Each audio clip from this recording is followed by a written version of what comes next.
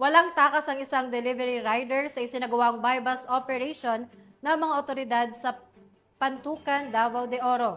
Magbabalita dyan si Patrolwoman Mariel Maydong Kilab. Matagumpay na naaresto ang isang drug suspect sa isinagawang buy-bus operation ng mga operatiba ng Pantukan Municipal Police Station sa Barangay Kingking, Pantukan, Davao de Oro nitong Oktubre 24 taong kasalukuyan. Kinilala ang suspect na si alias The Boy, 27 anyos, na isang delivery rider at residente ng nasabing lugar.